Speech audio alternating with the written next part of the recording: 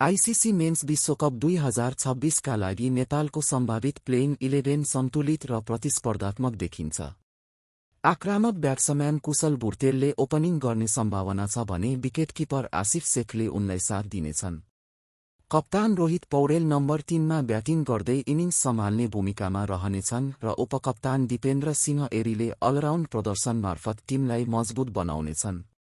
मध्यक्रममा लोकेश बाम र सन्दीप जोरा रहने सम्भावना छ, जसले आवश्यक अवस्थामा इनिङ्सलाई स्थिरता र फिनिसिङ शक्ति दिनेछन्।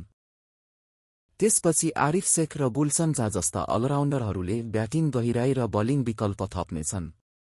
बलिङ विभागमा सन्दीप लामिछाने नेपालको मुख्य स्पिन आक्रमणको नेतृत्व गर्नेछन् भने सोमपाल कामी र करण केसीले पावर प्ले र डेथ ओभरमा तीव्र गतिमा बलिङ गर्ने जिम्मेवारी सम्हाल्नेछन्।